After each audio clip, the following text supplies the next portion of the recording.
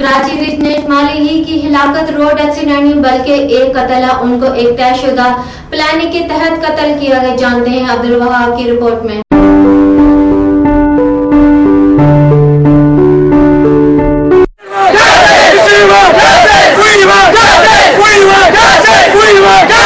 Karachi press club के बाहर सिंध भर की यूनिवर्सिटी के तलबा व सिविल सोसाइटीज़ की जानिब से एहतजाजी मुजाहरा किया गया, जिसमें तलबा व सिविल सोसाइटी के मुजाहरीन ने मुजाहरा करते हुए कहना था कि रजनीश मुलाही के कत्ल में सिंध असम्बली की सरकारी गाड़ी को इस्तेमाल में लिया गया, जिसका नंबर GSC 849 है। रजनीश मुलाही की हलाकत रोड एक्सीडेंट नहीं, एक कत्ल है। रजनीश मुलाही को एक तयशुदा प्लानिंग के तहत कत्ल किया गया। पुलिस इस केस में बेहसी का मुजाहरा कर रही है, जबकि दूसरी जानिब मुजाहरीन ने इंसाफ के लिए prime minister of Pakistan, chief justice of Pakistan, chief minister of Sindh और IG सिंध को रजनीश मुलाही के कत्ल का फौरी नोटिस लेने का मुतालबा करते हुए कहना था कि ये इस बना पे किया गया है कि ये जो एडवोकेट पुंजुमल भील है खुद को जो सारी अदालतें हैं, सारी असेंबलियां हैं, उससे ऊपर समझता है। आप क्या समझते हैं कि एक बंदा जो प्राइवेट मुलाजिम है, प्राइवेट एडवोकेट है, उसके पास सिंध असेंबली की गाड़ी है, मेरे भाई को मारा है उसने, मैं मुसलमान हूँ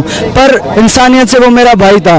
दूसरी बात, अब आप ये देखें कि कत्ल तो हुआ है, उसके पहले जो है उसमें तश्कीरी भी हो सकती है, लड़कियों को अगवा भी किया जा सकता है, उसमें पता नहीं कितने जुराइम हुए होंगे जो हमें पता नहीं है, कितनी लड़कियों की इज्जतों को पामाल किया होगा उस गाड़ी ने, कितने शराब स्मगल किए होंगे, कितने हथियार स्मगल किए होंगे।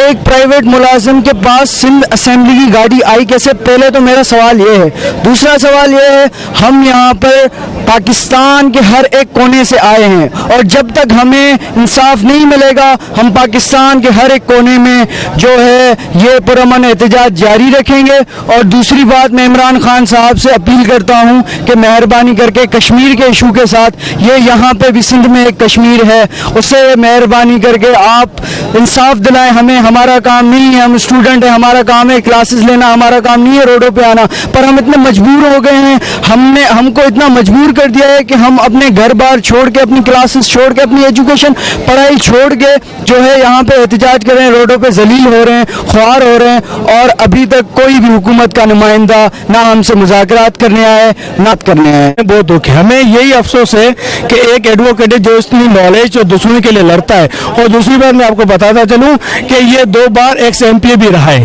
ठीक है, उसके बावजूद भी ये जब एक्सीडेंट हुआ, ठीक है ना, इसको सरेआम कत्ल की प्लानिंग थी और जब इसकी हमने दोनों को उसको बोला कि भाई हमारा एक्सीडेंट तो हो गया, हमें उठाओ, पर इसने वहाँ पे हमारे से बेरहमती की गई, हमारे कुछ दोस्तों को मारा गया, हमें हॉस्पिटल नहीं पहुँचाया गया, बल्कि इसको इतना पता था कि मैं यहाँ पे खड़ा रहूँगा तो मेरा हालत ख़राब होगी, इसने पर्सनल गाड़ी करवाई है और वहाँ से भागा है।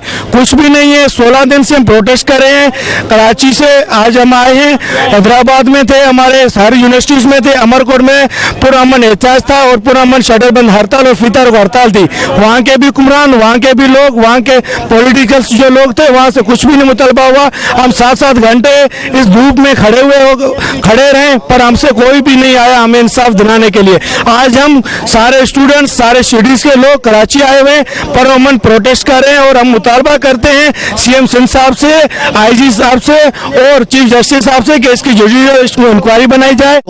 उमरकोट से आए हुए हैं, हम तो उनके साथ में ज़्यादा तो वो बता सकते हैं आपको, लेकिन हम यूनिवर्सिटी इसलिए आए हैं कि रजनीश को बिला जवाज कत्ल किया गया। अगर ऐसे कत्ल आम रोज़ाना किए जाएंगे तो इंसाफ कहीं भी नहीं मिल रही। आप निमरता के कत्ल को देखें, अगर इंसाफ वहाँ पर उमरकोट, इतनी दूर से हम आए हुए हैं, उमरकोट में अगर हमें इंसाफ फराहम नहीं हो रही, इसलिए हम कराची आए हुए हैं। हमारा इंसाफ, हमारे कटार इतने कमज़ोर हो गए हैं कि कत्ल आम रोज़ होता जा रहा है, कोई पूछने वाला नहीं है, कोई ऐसा एक्ट नहीं बन रहा जिसके तहत उनको सजाएं नहीं मिल रही।